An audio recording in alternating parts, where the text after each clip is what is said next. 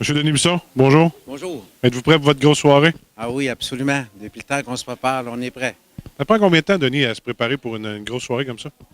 Je dirais qu'aussitôt qu'une soirée est terminée, on laisse passer une couple de semaines, mais généralement, en début février, on recommence pour l'année suivante là, à faire des démarches pour assurer la continuité ou la pérennité de ce projet-là.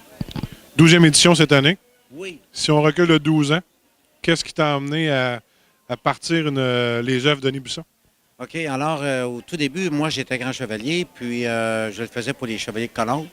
Et je suis très heureux d'avoir été là. Puis c'est de là que j'ai parti ça. Quand à faire un souper, j'ai dit on va faire un souper à 400 personnes. Donc, ça a commencé comme ça. Et puis depuis 5 ans, eh bien, c'est sur le titre, ma propre corporation qui s'appelle Les Œuvres de Denis Bisson.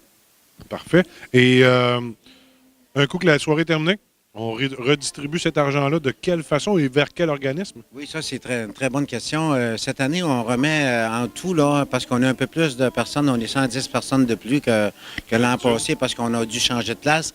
Et on remet 23 500 cette année, dont 10 000 à la commission scolaire pour la persévérance suite à un engagement de 5 ans qui se termine ce soir. Et il y a 6 organismes qu'on leur a distribué chacun 2 000 et il y a 2 familles qui ont des enfants handicapés qu'on leur remet chacun 750 parce qu'on a pu finalement avoir un surplus afin de leur permettre on a décidé de leur offrir ce montant-là pour les supporter dans leurs difficultés.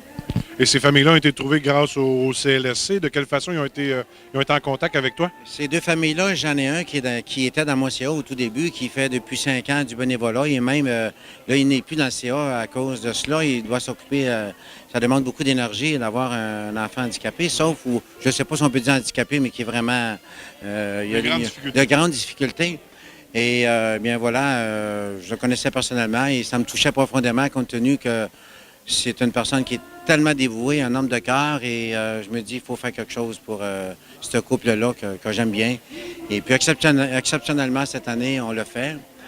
Et puis l'autre, c'est le jeune homme s'appelle Olivier Lemelin, et la jeune demoiselle de 4 ans qui s'appelle Cassandre Labrie, qui a eu des difficultés à la naissance. Et on veut tout simplement supporter les parents dans ces difficultés-là. Parfait. Puis on te souhaite combien d'autres éditions encore, Denis? Ah, bien moi, je me dis que tant et si longtemps que la santé va me permettre, mais je suis en train de mettre un mécanisme en place afin de pouvoir assurer la pérennité de cet événement-là, même si je ne suis plus là un jour, là. Je crois qu'on est en train de mettre une structure en place pour faire en sorte vraiment là, qu'il y a tellement d'organismes qui ont besoin, puis je crois que c'est un événement exceptionnel. Puis je crois que les organismes apprécient davantage ce qu'on fait pour eux. Bien, merci beaucoup, Denis.